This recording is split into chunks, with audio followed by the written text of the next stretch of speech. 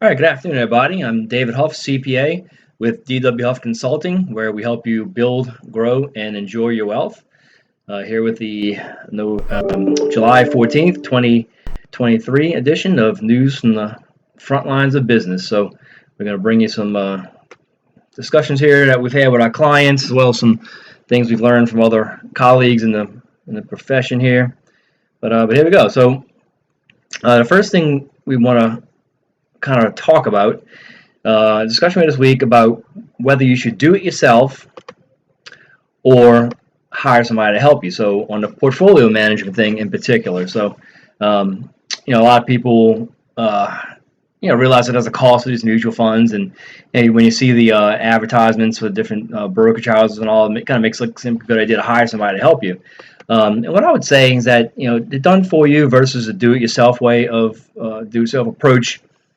Pros and cons both ways. I guess I'll preface it by saying, first of all, that anybody who wants to do it can do it, right? I think it's presented as an overcomplicated process by those in the industry.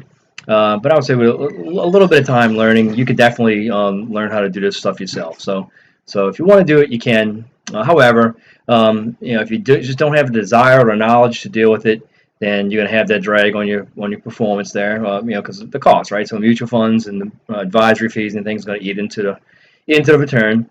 Also, you can have some limited investment options. So I guess this is something that's because of the high level of regulation by FINRA and others, probably on the state level.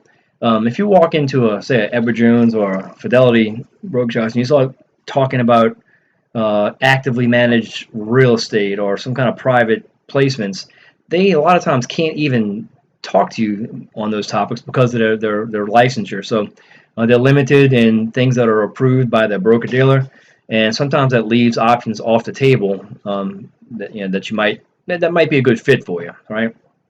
However, it's very easy.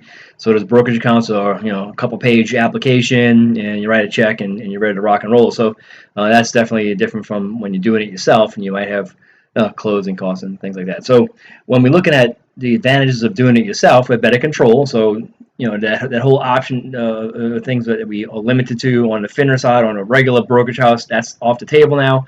We can do whatever we want, for better or worse. So there's a higher risk return ratio there. And it's not as it may sound a little more complicated when you have all these options available to you, but it's really not. With a little bit of work and a little bit of guidance, you could definitely do it. So definitely not impossible to run these things yourself and just kind of take Wall Street out of the equation.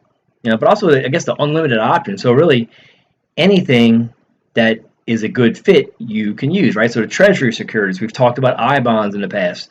A lot of brokerage houses, they can't, that treasury direct is you buying those bonds directly. It's not going through the normal brokerage process. A lot of those firms can't even recommend those things to you because it's not in their list, even though it might be a good fit for some of your money. Real estate, obviously, with the directly managing things within an LLC, or whether it's an IRA or self-directed retirement account, they a lot of times aren't up to speed on that. Direct lending and all kind of other passive investments. So a lot of things aren't available to you with that you can have access to when you're doing it yourself. So so that's what we've kind of learned. So I guess backing up a second here. So how the system kind of keeps you down, right?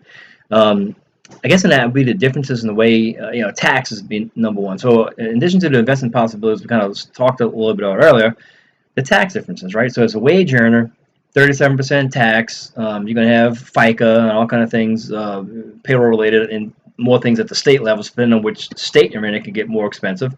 But the highest rate, when you add everything together, could be as high as 50%.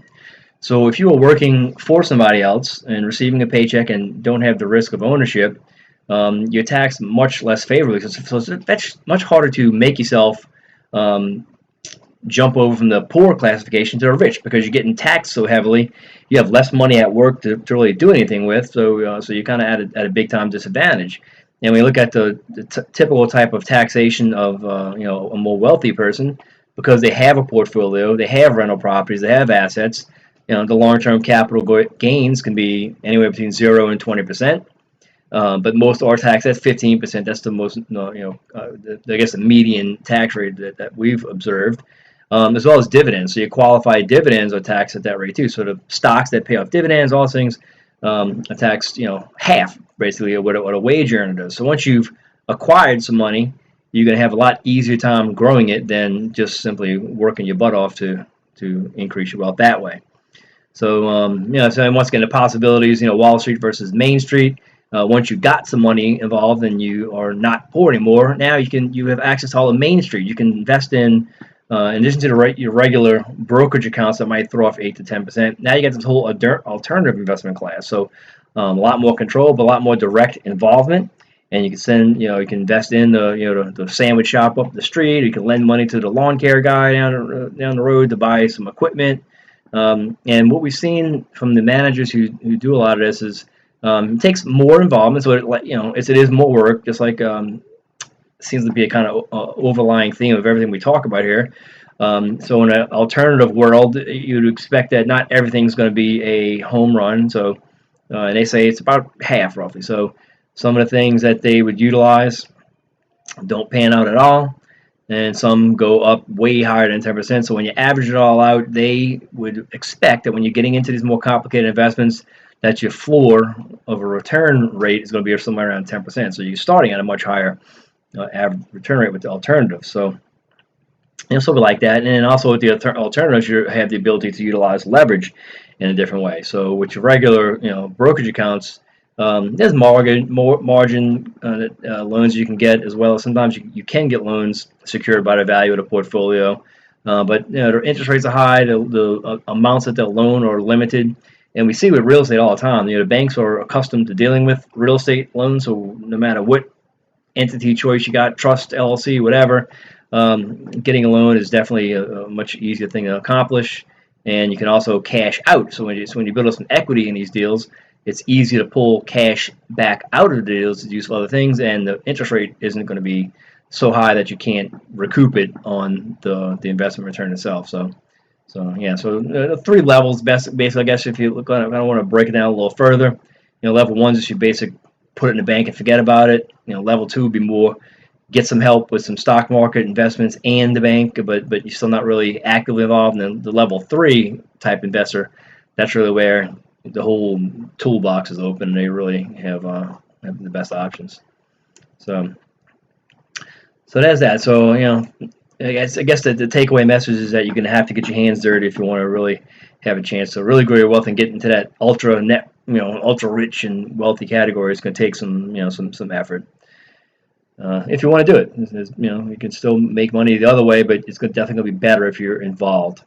All right, another discussion we had is the pitfalls of buying a car. So I was watching another YouTuber, and they had talked a little bit about this car purchase that somebody had, and how he was all proud of himself because he financed the whole car, but ended up not being, in my opinion, not that great of a deal. In this case, he had a guy who had a $150,000 vehicle he ended up taking possession of. But so here we've got an example of a $40,000 vehicle, brand new. So that's probably on the low side, seeing how high car prices are lately. But we're going to use that example. We're going to assume that this buyer financed it for 5 years at 5%, and kind of look at the effect on this person's net worth. So you go out and get a car. So before we talk about finance or anything else, $40,000 car adds $40,000 to his net worth. But let's not confuse that. So this car is not an asset, I guess, in the practical sense. And I guess the more common way of looking at it, yeah, it's a thing. It has value, but it's really a liability. So as we look down here, we see that we have depreciation, we have maintenance repairs, we got some interest on that loan, tags and registrations are going. So you got to still pay money to keep that vehicle. So it's not an asset. Additionally, I look at it as a liability because when you look at the value of it and how far it goes down. So I posted a little info, just a quick recap of how depreciation, how the fair market value of that vehicle goes down. So it's commonly accepted that 20% is the number as soon as you drop it off the lot. That's what we see with this research here. They came up with 19%, but still, You buy it, you drive off the lot, $7,600 is your depreciation right there. So your net worth went down with $7,600, but from nothing, right? So there's that, and some maintenance, repairs, and interest, and so at the end of the day, at the end of the day, assuming nothing else went wrong, your $40,000 vehicle has reduced your net worth by $29,000 because of all the extra costs. Because you had to pull money from somewhere to pay the maintenance repairs. So whether it was from your job or some other assets, you definitely took a hit. All right, so your payment on that type of loan would be $754.85 a month times 5 years. So your total payments, when you kind of follow that whole thing through its lifetime here, at the end of 5 years, you had $45,291 went out. Your car, after taking into account depreciation for years 2, 3, 4, and 5, now is down to $19,000 or possibly even less. So not a great deal, not an asset. You could definitely say this was a liability because all those decreases in value, that money came from somewhere, right? So whether it's loan payments that you had to make by working a job to earn money to pay those things, and then get back into it, it's hurting you, so it's pulling you down. So the alternative, like I always say, is make money to pay for that asset. So rather than looking at this, buy a secondhand car, buy a cheaper car that's not going to cost you as much, so that you have more of your earnings going into your investment account that's growing at the 8 or the 10% or whatever it is. So yeah, new cars are a bad deal, and definitely financing, it makes it compounds the problem. So with that, we got our, it is mid-year, so we do want to remind everybody about planning. So look at how your earnings were for the year, look at your withholdings and tax payments, and if you're a tax client of ours, you'll notice that there's a 2-year summary that we give to everybody. So that shows, how things in one column, how things kind of worked out in total. So you can look at that, look at how you do initially, multiply it by 2 and kind of get an idea how things are looking for the end of the year. And if we got to make any adjustments to our course, we'll get in touch with us. So with that, our closing thoughts here, we're heading into the weekend, and I guess my thought as I'm kind of going over these topics that we discussed is that that nothing's easy, really, right? So you could take the easy way out now and have the harder path later, or do a little bit harder path now, and then things will get easy later. So when we look at the an investment example, you could take the easy way out and finance it, and now your net worth's down. You're not as good as well off as you could have been if you would have increased your investment accounts. So if you took the discipline now to buy a cheaper car and work harder, and you'll have more investment income to buy a nicer car later. So don't shy away from the hard work, and we'll see you out here next week.